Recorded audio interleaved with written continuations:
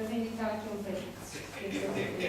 Existem dois tipos de glíceros, os simples e os complexos. Os simples são aqueles que são os açúcares, aquilo que nós sentimos com sabor doce na boca. O açúcar que colocamos no café, no leite, dos bolos de pastelaria, o açúcar da fruta. E o açúcar das bebidas isotónicas também, que nós bebemos durante o exercício. E não é de todo desejável que um atleta elimine esses açúcares da sua alimentação. Não, ele tem que os consumir no momento certo. Na refeição sólida, que consome 2 a 3 horas antes da prova, 4 horas em alguns casos, não é vantajoso ter lá o açúcar, porque o açúcar entra no sangue muito rapidamente e acaba muito rapidamente, porque é uma energia imediata. E a energia imediata, 4 horas ou 3 horas antes da prova, não serve de nada. Ele tem uma energia lenta, que nós chamamos de glícidos complexos, ou seja, aquela energia que é fornecida 3 horas antes do jogo, mas que vai atingir o seu pico em circulação no sangue na hora da prova. E isto são glícidos complexos. Onde é que nós encontramos? Pão, massa, arroz. Sem entrar em mais detalhes, a massa é o que tem os glícidos mais adequados para este pico ser atingido na hora da prova. E, portanto, daí que quem já aqui pertenceu a algum clube e ia jogar fora, a maior parte das vezes, antes da prova, a refeição que faziam era de massa, justamente por causa disso. Deve ser 200 a 300 gramas de glícidos e isto depende muito do tipo de prova, da duração da prova, do atleta, do tipo de desporto que está a fazer, etc. 1 hora antes do treino ou da prova, devem-se evitar alimentos de alto índice glicémico, ou seja, aqueles tais alimentos que têm os açúcares simples que atingem o pico imediato. E isto porque, se fizermos a refeição mais completa 3 horas antes e 1 hora antes da prova ingerimos um doce, um alimento que atinge rapidamente o pico do sangue, o nosso organismo vai responder a uma coisa que se chama feedback negativo e vamos ter maior probabilidade de entrar em hipoglicemia, ou seja, de ficar com o açúcar baixo no sangue e nenhum jogador consegue estar no seu melhor desempenho quando entra em hipoglicemia, para além de ser terrível. E quando não levam a hipoglicemia clinicamente diagnosticável, levam a uma situação que se chama de fadiga precoce, que é aquele jogador que consegue sempre andar a 3 horas num pico de forma e de repente há um dia em que ninguém percebe muito bem porque, mas meia hora depois do início do jogo já está cansado, e é a situação de fadiga precoce, que é muitas vezes causada pelo feedback negativo ao açúcar.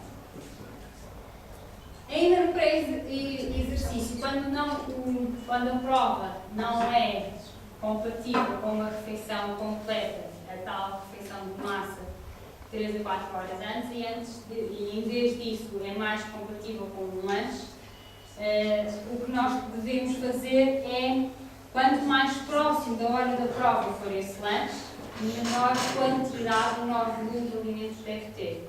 Tem a ver justamente com o desconforto da refeição ficar no estômago, continuar a ser digerida durante a prova, e isso pode limitar a nossa energia disponível para a prova, porque o nosso organismo vai sempre ter que despender alguma energia para a digestão daquela refeição, para além do desconforto propriamente. Portanto, uma massa que, na maioria dos atletas profissionais, tem que ser 1 ou mais pratos cheios de massa, com uma pequena quantidade de carne ou peixe. Habitualmente a carne, porque é a preferência da maioria dos atletas. Quando é um lanche, pão, 2 a 3 unidades, depende de quanto tempo antes da prova que se está a fazer, e de preferência com peixe ou pequeno. Em termos de líquidos, antes da prova, 5 a 7 ml por quilo, 4 horas antes, começa-se o plano de hidratação pré-prova. 5 a 7 ml por quilo, é fácil fazer as contas, multiplicam pelo vosso peso, têm não sei quantos litros de água, no qual podem adicionar uma pequena quantidade de sal. Não adicionem açúcar nesta fase, porque vão ter tal situação da hipoglicemia toda exposta. E depois, a partir de 4 horas antes da prova, carreguem as garrafas de água e hidratem-se. Vão estar numa correria entre as garrafas de água e a casa de banho, mas é mesmo suposto ser assim. Durante o exercício, pode parecer um bocadinho estranho falar em alimentação durante o exercício. Não existe exatamente uma refeição durante o exercício. Portanto, em alguns casos sim, em alguns casos não. Não quando temos treinos ou provas de curta duração, inferiores a 1 hora. Pode apenas ser necessário, em alguns casos, destes de provas de curta duração, quando a prova calha muito cedo de manhã, após o jejum noturno, e em que o pequeno almoço pode não ser tão completo quanto o atleta gostaria. E, portanto, aí pode ser necessário, durante a prova, fazer os tais açúcares rápidos, açúcar, o doce, que dá energia imediata, mas como já é durante a prova, já vai ser positiva. Ou então, quando por alguma razão o atleta tem uma redução da capacidade de ir buscar a energia que está armazenada. Vou dizer só assim.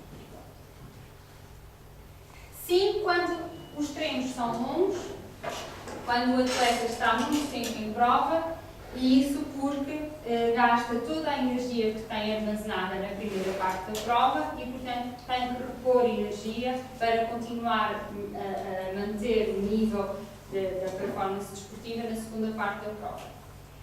O que é que deve ser, então, nestes casos? Quando não temos reservas, quando não faz uma refeição adequada, também pode ser importante. E apenas quando é na fase de prova e não na fase de pré-época. Na fase de pré-época temos treinos muito longos e às vezes não damos absolutamente nenhuma fonte de energia àquele atleta durante a prova para ele perder peso, porque é esse o objetivo.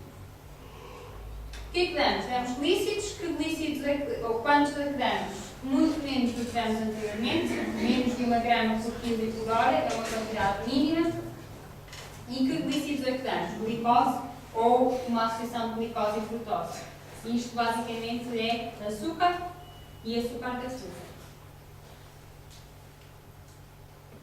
Sempre, preferencialmente na forma líquida, que é a forma que é mais rapidamente metabolizada e que mais rapidamente se transforma em energia.